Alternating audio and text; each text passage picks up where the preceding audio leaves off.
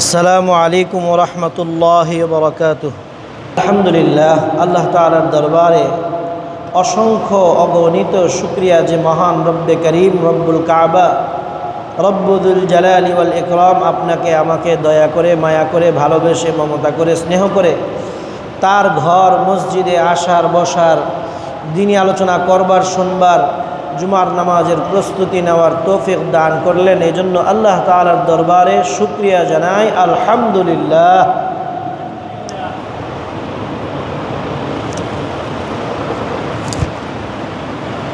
গত জুমায় আমরা আলোচনা করছিলাম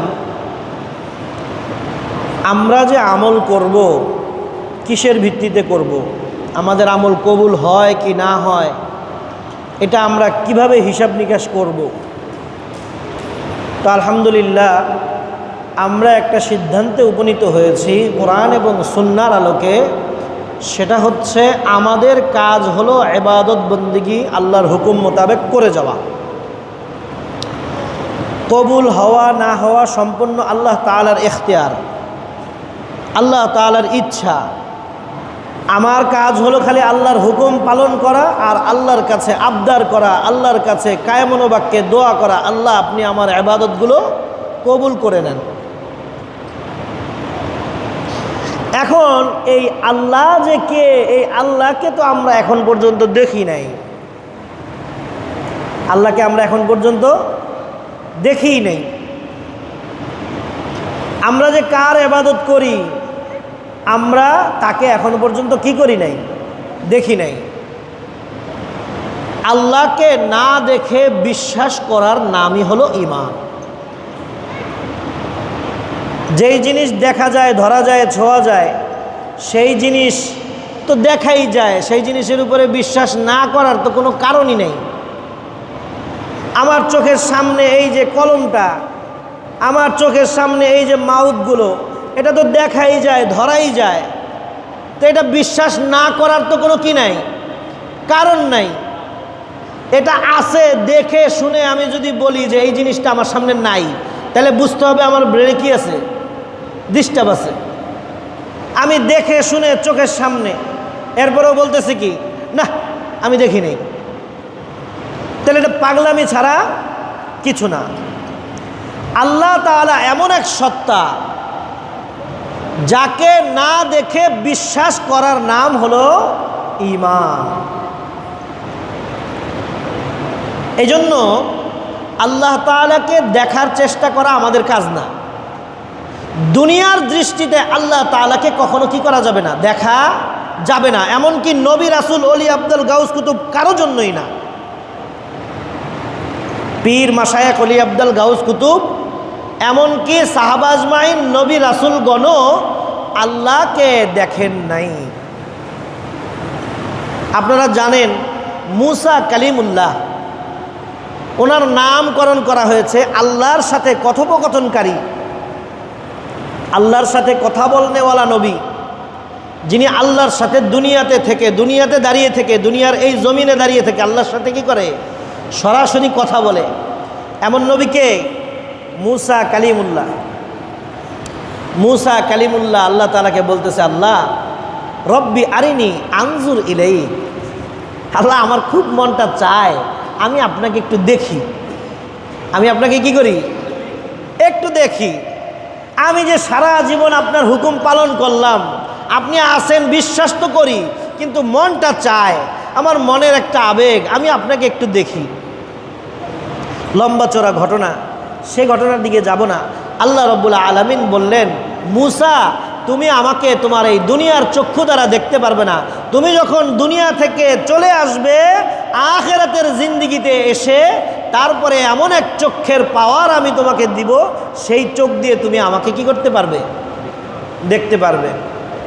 উনি আবদার করতেছে, রব্বি আরিনি আনজুর ইলাইক, আমাকে একটু দেখা দেন, আমাকে একটু দেখান, আপনাকে একটু দেখতে চাই। আল্লাহ বললেন, তুমি আমাকে তো দেখতে পারবে না, শুধু আমার একটু নূর আমি তোমার দিকে ফিরাই, তুমি সেটাই একটু দেখো, পারো কিনা দেখো সহ্য করতে। আল্লাহ রাব্বুল আলামিন আল্লাহ তাআলার সামান্য একটু নূরের ঝলক মুসা আলাইহিস সালাতু ওয়াস সালামকে দেখাইলেন।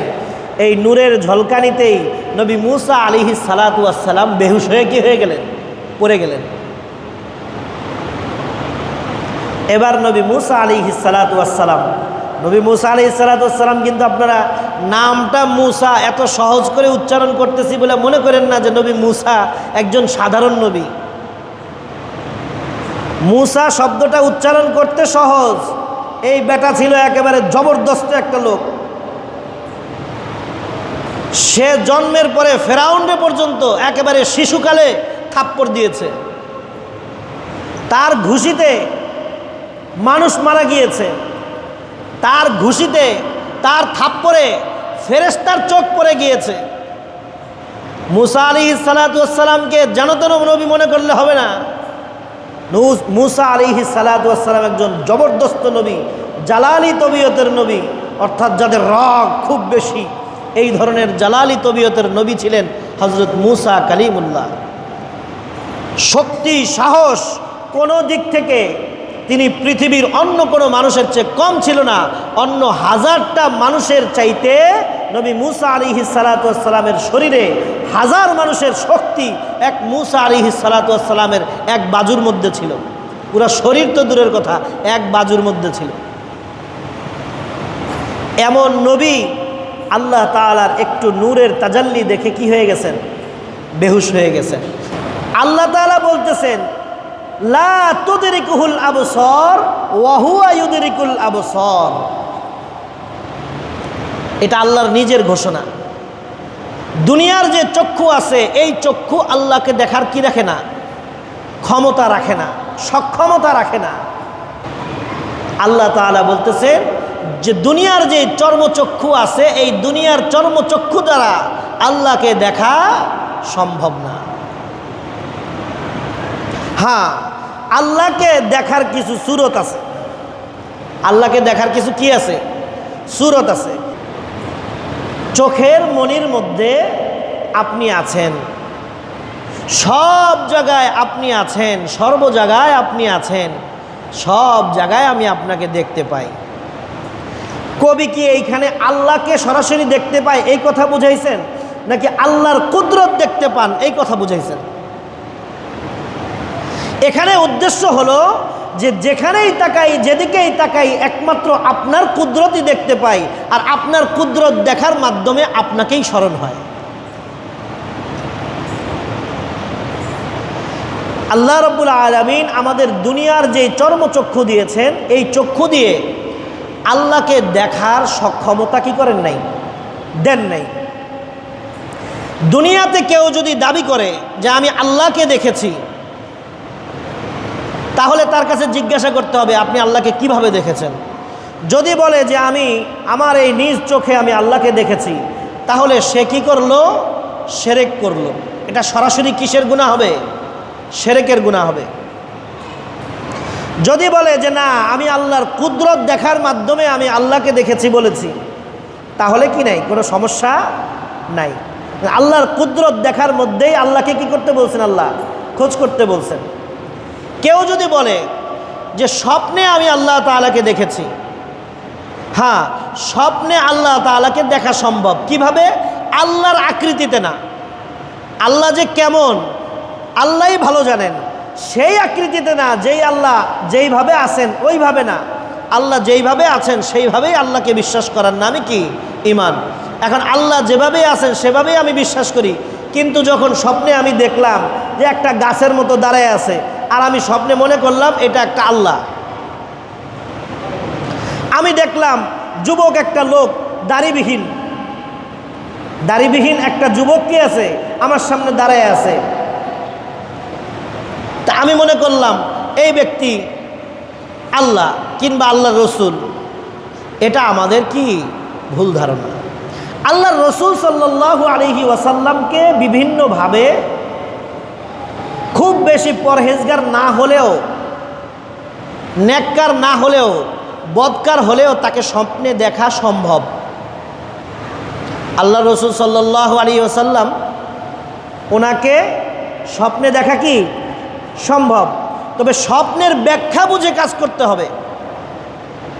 আল্লাহ রসুল সাল্লাল্লাহু আলাইহি ওয়াসাল্লামকে এক ব্যক্তি, আমাদের এই বাংলাদেশের এক ব্যক্তি পীর, সে দেখছে আল্লাহ রসুল সাল্লাল্লাহু আলাইহি ওয়াসাল্লাম নাউজুবিল্লাহ তিনি ডাস্টবিনে পড়ে আছেন। কোথায় পড়ে আছে? ডাস্টবিনে পড়ে আছে। তার উচিত ছিল এই স্বপ্নের ব্যাখ্যার তাবির ভালো করে আগে জানা, যে আল্লাহর রসুলকে কেউ যদি খারাপ জায়গায় দেখে, নাপাক জায়গায় দেখে, তার মানে হলো আল্লাহর রসুলের সুন্নতগুলো ঠিকভাবে পালন করা হচ্ছে না। আল্লাহর রসুলের সুন্নতটাকে ডাস্টবিনে মানুষ ফেলে দিয়েছে। এই ডাস্টবিন থেকে আল্লাহর রসুলের সুন্নতটাকে কিভাবে জিন্দা করা যায়, আনা যায়, সুন্দরভাবে আবার পরিপাটি করে সেটাকে আমল করা যায়, আমার মুরিদানদেরকে সেই শিক্ষা দেওয়ার দরকার ছিল। কিন্তু আমি আমার জাহের করতে গিয়ে, আমি আমার পিরালি, আমি আমার বুজুর্গি প্রকাশ করতে গিয়ে আমি বলতেছি আল্লাহর রসুল কোথায় পড়েছিল? ডাস্টবিনে পড়েছিল। এটা বলার দ্বারা আল্লাহর রসুলের সম্মান কি একটুও ক্ষুণ্ণ হয়েছে? কিন্তু যেই ব্যক্তি বলেছে সেই ব্যক্তি দুনিয়াতে আল্লাহর রসুলের সাথে একটা গোস্তাখি করেছে, যার কারণে তার কখনোই ক্ষমা হতে পারে না। তার আগে ব্যাখ্যা জানার দরকার ছিল যে এভাবে একটা যুবককে আমি দাড়ি ছাঁচা একটা যুবক দেখলাম, তার মানে হলো আল্লাহর রসুলের সুন্নত ওয়াজিব আমল, এই নবীর সুন্নতগুলো দাড়ি রাখা, এই সুন্নতের উপরে আজকে বর্তমানে মানুষ আমল কম করছে। এই জন্য এই সুন্নতের উপরে যেন আমি আমল করতে আমার মুরিদদেরকে, আমার শাগরেদদেরকে, আমার ভক্তবৃন্দদেরকে আমি যেন শিক্ষা দেই, এটাই হলো আসল উদ্দেশ্য। আমি সেটা না করে আমি বলতেছি আমি আল্লাহকে দেখেছি যুবকের মতো, আমি আল্লাহর রসুলকে দেখেছি ডাস্টবিনে। এটা কি হলো? এটা হলো না। আল্লাহর রসুলকে স্বপ্নে দেখার অর্থ হলো এই যে আমি যেই জিনিসকে বেশি পছন্দ করি, যেই জিনিসকে বেশি মহব্বত করি, সেই জিনিসের আকৃতিতে কখনো কখনো আমাকে এমন কোনো স্বপ্নে কিছু প্রকাশ পেতে পারে। এটা তো স্বপ্ন, আর স্বপ্নের জন্য মানুষকে কখনো কি করা হবে না? পাকড়াও করা হবে না। স্বপ্ন তো মানুষের অনিচ্ছায় হয়। স্বপ্ন মানুষের কি হয়? অনিচ্ছায় হয়। এখন কেউ যদি স্বপ্নে আল্লাহ তাআলাকে একজন যুবকের আকৃতিতে দেখে, এটা তো সে ইচ্ছা করে দেখে নাই, এই জন্য আল্লাহ তাআলা তাকে ধরবেন না, পাকড়াও করবেন না। কিন্তু কেউ যদি কল্পনা করে যে আল্লাহ তাআলা এরকম মানুষের অবয়বে, কিংবা আল্লাহ তাআলা অমুক একটা প্রাণী, অমুক একটা জীব, অথবা অমুক একটা বস্তুর অবয়বে আমি আল্লাহকে দেখতেছি, বাস্তবে দেখতেছি, তাহলে এটা হবে কি? শিরক। শিরকের প্রচলন শুরু হয়েছে কিভাবে? কিতাবের মধ্যে আসছে, দুইটা বর্ণনা আসছে। কোন ওলামায়ে কেরাম বলেন, কোন বর্ণনায় পাওয়া যায় যে ইব্রাহিম আলাইহিস সালাতু ওয়াস সালাম যখন দুনিয়া থেকে চলে গেলেন, ইব্রাহিম আলাইহিস সালাতু ওয়াস সালামের যেই উম্মত ছিল, ভক্তবৃন্দ ছিল মুসলমানদের মধ্য থেকে, তারা কি করলো? তারা খুব অসহায় বোধ করতে লাগলো। ইব্রাহিম আলাইহিস সালাম আল্লাহর নবী, এতদিন তাদের সাথে ছিলেন, লম্বা সময় ছিলেন, তো উনি অনেক লম্বা হায়াত পেয়েছেন। ইব্রাহিম আলাইহিস সালাতু ওয়াস সালাম ইন্তেকাল হয়ে গেল। এবার তার ভক্তবৃন্দ, উম্মতেরা তার বিয়োগ বেদনায় কষ্ট পাচ্ছে। এখন এমন সময় কোনো একজন ব্যক্তি বলে বসলো, তোমরা কান্নাকাটি করো না, আমি ইব্রাহিমের একটা ছবি আমি কি করি তোমাদের সামনে অঙ্কন করে দেই, হুবহু তার মতোই দেখা যাবে। তোমরা তাকে দেখে, অর্থাৎ তার ছবিটা দেখে তার কষ্টটা কিছুটা হলেও কি করতে পারবে? লাঘব করতে পারবে, একটু হলেও কষ্টটা কমবে তার ছবি দেখে দেখে। এই উম্মতেরা সেই ছবি দেখে দেখে তাদের কষ্ট লাঘব করতে লাগলো। ছবির প্রতি মানুষের প্রেম এমন বেড়ে গেল, পরবর্তী উম্মত এসে সেই ছবিকে একটা মূর্তির আকার দিল। কিসের আকার দিল? মূর্তির আকার দিল। একটা ছবি টাঙায় রাখছি না, এটা সুন্দর হইতেছে না, এটাকে একটা মূর্তির আকার দেই, তাহলে ভালোবাসাটা আরও ভালোভাবে কি করতে পারবো? আমরা দেখাইতে পারবো, আমাদের ভালোবাসাটা আরও ভালোভাবে দেখাতে পারবো। এই ভালোবাসা যখন মূর্তির আকার ধারণ করলো, এর পরবর্তী যে প্রজন্ম সন্তান সন্ততি এরা এসে এটার সামনে নম নম করা শুরু করলো, শ্রদ্ধাঞ্জলি দেওয়া শুরু করলো। শ্রদ্ধাঞ্জলি বুঝেন, মাথা নত করে শ্রদ্ধাঞ্জলি দেয় আমাদের দেশে দেখবেন, এগুলো সম্পূর্ণ শিরক, সম্পূর্ণ কি শিরক। একমাত্র আল্লাহ ছাড়া অন্য কারো সামনে মাথা নত করা, সম্মানের জন্য মাথা নত করা যাবে না। যদি এরকম হইতো আল্লাহ তাআলা বলতো যে মা বাপ মায়ের পায়ের মধ্যে সেজদা দিয়ে বসে থাকো। সন্তানকে কি বলতো?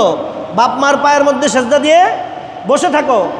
আল্লাহর হাবিব নিজে বলতেছে যদি সেজদা দেওয়ার অনুমতি থাকতো তাহলে আমি স্ত্রীদেরকে বলতাম তার স্বামীদেরকে যেন কি করে, সেজদা করে। তার মানে এটার কি নাই? অনুমতি নাই। কিসের আপনার তাজিমের সেজদা? কিসের কি? একমাত্র আল্লাহর জন্য সেজদা হবে। সেখানে আমরা স্মৃতিসৌধে গিয়ে সেজদা দেই, মাথা নত করি, এটাকে বলা হয় বাউ করা।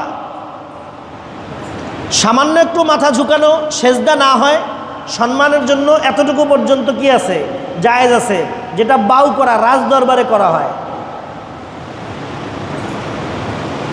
কিন্তু সেটা যদি সেজদার পর্যায়ে চলে যায় এটা কখনো কি হতে পারে না, জায়েজ হইতে পারে না। তো এই জিনিসগুলো আমাদের খেয়াল রাখা লাগবে। অন্য এক রিওয়ায়াতের মধ্যে আসছে যেটা ইব্রাহিম আলাইহিসসালামের উম্মত নয়, বরং এটা ইদ্রিস আলাইহিসসালামের উম্মতরা এরকম কর্মকাণ্ড করেছিল। তো যাই হোক, বাহরহাল আমাদের আসল উদ্দেশ্য হলো আল্লাহকে না দেখে আল্লাহর প্রতি শতভাগ বিশ্বাস স্থাপন করা। এই বিশ্বাস যদি পরিপূর্ণ হয় তাহলে আমি পরিপূর্ণ মোমেন। বিশ্বাস যতটুকু কম হবে ততটুকু আমি কম মোমেন। আমার বিশ্বাস যত দুর্বল আমার ঈমান তত দুর্বল, আমার বিশ্বাস যত কড়া আমার ঈমান তত কড়া। এজন্য আসুন আমরাকে আল্লাহকে সরাসরি দেখার যে একটা আশা মনোবাসনা এটা মনে লালন করি যে আল্লাহ আমরা জান্নাতে গিয়ে আপনি যে ওয়াদা করছেন আপনি মুমিনদের সাথে দেখা করবেন, আমরা জান্নাতে গিয়ে আপনাকে দেখতে চাই। সবাই দেখতে চান কি চান না? আল্লাহকে দেখতে চান না সবাই? সবাই চাই তো আমরা, আলহামদুলিল্লাহ। আল্লাহ আমরা জান্নাতে গিয়ে আপনাকে দেখতে চাই, আপনি আমাদের জন্য জান্নাত বরাদ্দ রেখেছেন, ওই জান্নাতটা আমাদের জন্যই রাখেন। আমাদের গুনাহের কারণে আমাদেরকে কি করেন না, জান্নাত থেকে বিতাড়িত করে দিয়েন না, জান্নাতীদের লিস্ট থেকে আমাদের নামগুলো কেটে দিয়েন না। আমরা গুনাহগার, ভুল করছি, ক্ষমা করে দেন। আপনি তো রহমান, আপনি গফফার, আপনি দয়ার সাগর, আপনি ক্ষমাশীল, আপনি আমাদেরকে ক্ষমা করেন আর আমাদের জন্য বরাদ্দকৃত জান্নাতটা আমাদেরকেই দেন। এটা আমাদের নামটা এই লিস্ট থেকে কেটে দিয়েন না। আর জান্নাতে গেলে আপনি আমাদের সাথে যে সাক্ষাতের আশ্বাস দিয়েছেন সেই সাক্ষাৎটা আমরা অধীর আগ্রহে বসে আছি, সেই সাক্ষাৎটা কবে পাব এই আশা মনের মধ্যে রাখবেন। কিন্তু দুনিয়ার দৃষ্টিতে কখনো আল্লাহকে দেখতে পাবো এই আশা কখনো করা যাবে না, কারণ আল্লাহ নিজে বলছেন দুনিয়ার দৃষ্টিতে দুনিয়ার চক্ষু দ্বারা আল্লাহকে দেখা কখনো কিনা সম্ভব না, আল্লাহর ঘোষণা। এই জন্য আসুন আমরা আল্লাহর কুদরত দেখি। আল্লাহর কি দেখি? কুদরত দেখি। আল্লাহ আমাদেরকে যেই নিয়ামত দিয়েছেন সেই নিয়ামত দেখি, সেই নিয়ামত দেখে দেখে আল্লাহকে ভালোবাসার চেষ্টা করি, আল্লাহকে ভালোবাসি, আল্লাহর হুকুমগুলো পালন করি। আল্লাহকে দেখার দরকার নাই, আল্লাহর হুকুমগুলো যদি আমরা পালন করতে পারি তাহলে আল্লাহকে দেখার যেই বাসনা এটা আল্লাহ তাআলা অবশ্যই অবশ্যই পূরণ করে দিবেন ইনশাআল্লাহ। ওয়ামা আলাইনা ইল্লাল বালাগ ওয়া আখিরু দাওয়ানা আলহামদুলিল্লাহি রাব্বিল আলামিন। ওয়াসসালামু আলাইকুম ওয়া রাহমাতুল্লাহি ওয়া বারাকাতুহু।